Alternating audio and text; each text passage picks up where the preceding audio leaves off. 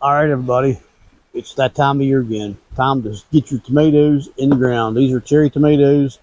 I'm going to show you how I plant these. I have quite a few tomato videos, and I will link all of the tomato videos that I have, tomato growing videos and all that will be linked at the end of this video on the end screen. And there'll also be a blooper at the end, so you might want to stay tuned to watch that. So first things first, get you a good pair of pruners, or you can use your fingers. Fingers are fine. I just don't like how tomatoes smell. They stink. And you want to cut off the bottom leaves. You want to cut off the baby leaves for sure. These ones down here. Regardless, those go. And then I usually take off the next two, like I just did on that one. So you take off that. And they pinch right off. They really do. And just do that to all of them.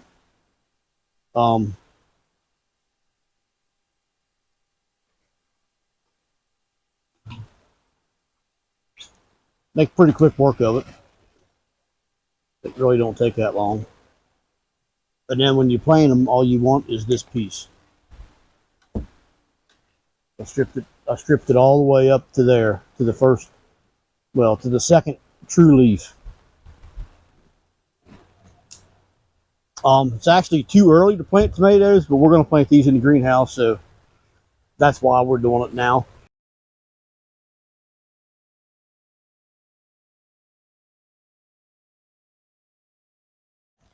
So I got all of them cut that I think I need. I think I got them all cut. Actually, I should have two left over if I did the math right. But you never know about me sometimes. Anyhow, so how I lay these out is we're going to plant these every 16 inches. 16-inch centers in our greenhouse, in our garden bed in our greenhouse. I have lettuce in there now. They're both going to be in the same bed.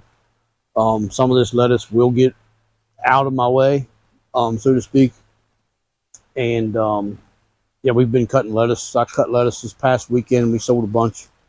And it looks like we could probably harvest some now, but we're not going to harvest any till probably mid next week. But anyways, how we do it is very simple. I just lay my tape measure down. Not that you can see the marks on it, but they're there, trust me. And then I have me a fancy tool.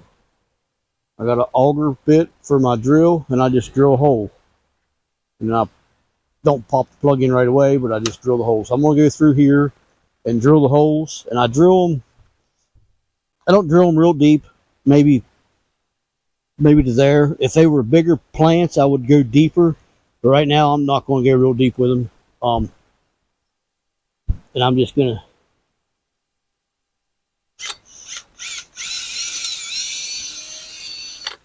just drill a hole about like so, every 16 inches. And this really don't take that long to do. So I'm going to go through and do that, and then we'll show you the next step.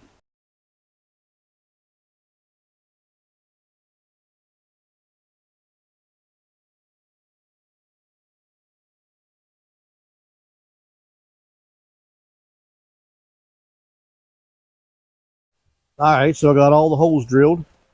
It all went pretty well, actually. What the funny part is, my battery went dead right when I finished my last hole, so that worked out perfect. So now what the next step is I drop just a little bit of compost down each hole. And by compost, I mean the good, fresh, homemade stuff. If you don't have good homemade compost, see if one of your friends does. I've bought compost in the past, and it's not terrible, but it's definitely not as good as what you make yourself, by no means. I'm just going to go through and drop just a small amount in each hole, and then I'm going to water each hole, and then we'll be ready to plant. The only bad thing about my compost is I didn't let it heat up, get enough heat cycles. and I got some weeds growing in it, but it's gonna be fine, I hope. I got a pretty good size handful. If these were bigger plants, I'd put all that in each hole, but I'm not going to put all that. I'm going to put about half that amount in each hole, right in the bottom. Actually, that handful did 3 holes.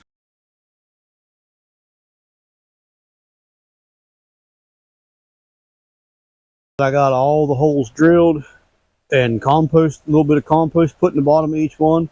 You get your sprinkler hose and you turn it on shower, and then you just fill the hole up, pretty much fill it up.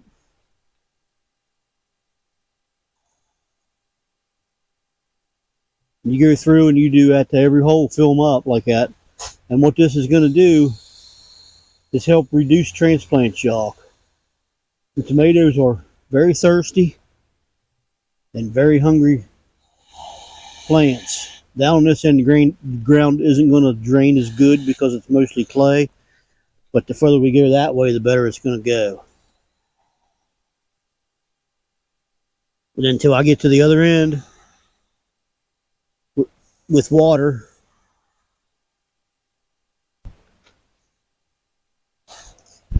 the first hole I did will be out of water. It'll be drained out. So I'm just going to go through and do this,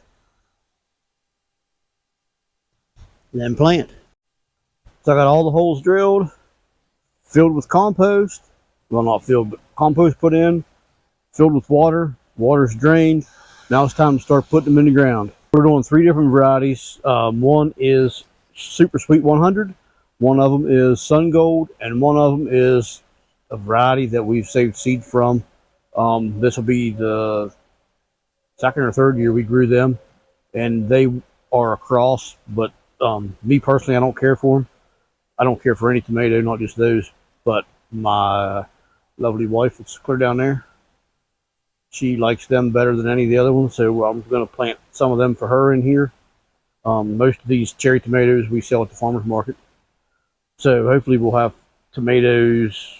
We should have cherry tomatoes pretty early this year. I would guess early June we should be popping some off. So maybe if not the first market, be the 3rd for sure. But anyways, we're not going to have any if I don't see them get them in the ground. Just pop right out of the cells trays through the 4-packs. Just pop them right out. The roots look really healthy, as you can see. They're a little bit root bound, not terrible. If we weren't going to plant these in here now, we would have to uppot these, like the ones we're going to put in the field. Those will transplant again into bigger pots and let them get pretty good size before we put them out, because we won't be able to put them out in the ground until probably late May. That's normally when we do it, is in May, in the end of May. You got to let the ground warm up. Even if it is past your last frost date, you still got to have warm ground before the tomatoes will grow. And you just pack them, push them down in. I mean, they want to grow, so you're not going to hurt them any. And most of these lettuces that you see all dirty and whatnot, you're not going to hurt them none either. They don't care. They're still going to grow. And this one here is more root bound than the first one, as you can see. But still a pretty good looking plant. Just shove her down in. And these I'll single stem prune them the whole way up through. You can see videos that I have of that already in the playlist. It'll be at the end of this, the end screen. You can just get on and look at my playlist if you want to. And some of you's probably already seen all my tomato lists already, anyways. But yeah, a lot of good information in there. Anybody wants to grow tomatoes. I'm just going to go through here and finish this up, and then I'll have one more step at the very end. I'll show you all at the end. So they're all in. 31 cherry tomatoes in 40 foot every 16 inches. Yeah, that's how we normally grow them. I've grown them closer. It's harder to keep them under control if you grow them closer. This here 16 inches is about perfect for me. A beginner may not want to grow them that close, but for me, I I can keep them under control at 16. For somebody that's excellent at growing tomatoes, they could probably go down to 12 or even 10 inches. To me, that's too close. I'm not gonna spend all summer pruning and training tomatoes to grow up. But anyways, I digress. Just separate them however you feel comfortable. But the next step I have for this, and it's going to do the whole bed. So the next step is to add Redmond's Mineralite soil build to the bed. I want to add it to the entire bed, not just the tomatoes. I've never added minerals to the soil before. Always just use compost and fish emulsion, and some homemade fertilizers, which I have some homemade fertilizer. I'll make some this summer and show you how I do that as well. There should be some in the tomato playlist. That'll be at the end screen of the video. So for this, I'm just going to sprinkle a little bit out and put it throughout the entire bed.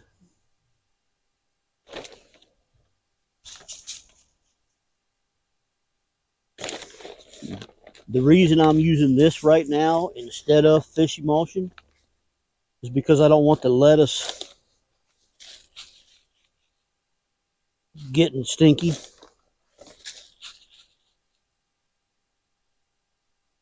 But you're basically doing the same thing with this as you are with fish emulsion.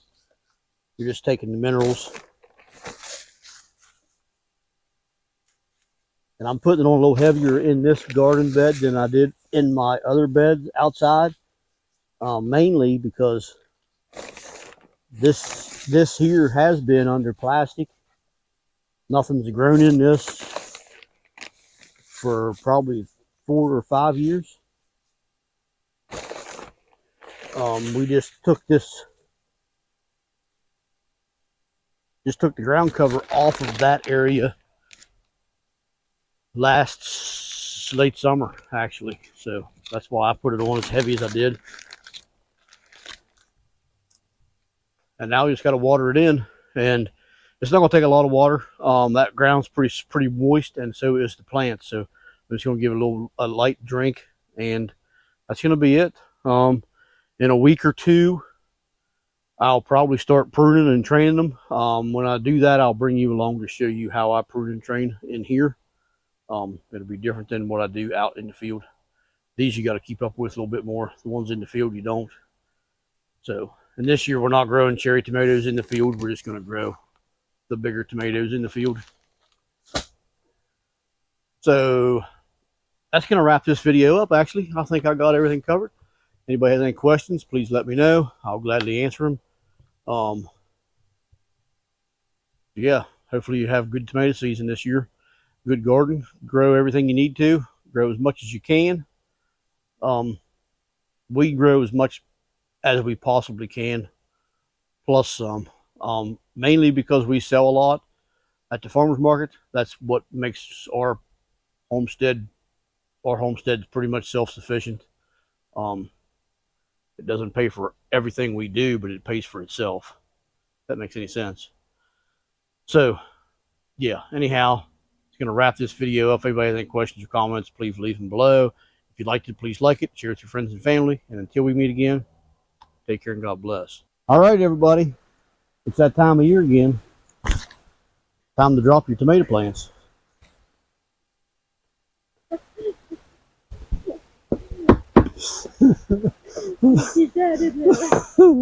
Oh, shoot, that's too funny. That could have been a disaster. Could have been.